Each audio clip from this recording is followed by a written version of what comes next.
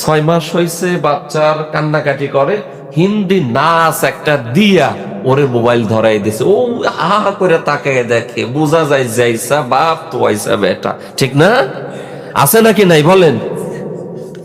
পিছনে আবার বাপ, সেও চশমা লাগাইয়া ধরে আছে যে পোলাই দেখতে ভুল করে কিনা কোনোটা, ওর ভুল হইল আমার যাতে মিস না হয়, ঠিক না? আহা, 6 মাস বয়স, 9 মাস বয়স, কিচ্ছু বুঝে না, ওরে আপনি মোবাইল একটা হিন্দি গান সাইরা দিয়ে ধরাই দিচ্ছেন যে ও দেখে আপনিও দেখেন, ওরে জানে। আছে নাকি নাই বলেন?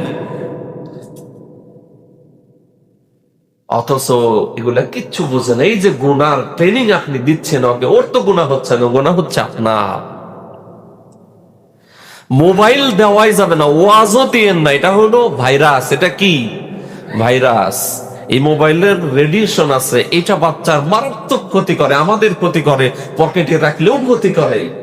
সেইখানে আপনি ওর সামনে দিতেছেন, ওর চোখ নষ্ট হচ্ছে, এখন থেকে অ্যাডিক্টেড হয়ে যাচ্ছে মোবাইলে। এই জন্য অনেকে এসে বলে, হুজুর কি করব, মোবাইল না দিলে তো খায় না। কি আছে নাকি নাই? মোবাইল দিছে সামনে, কার্টুন দেখতেছে আর ও খাওয়াইতেছে, অভ্যাস করছে না আপনি। খিদা লাগলে খাবে না কেন?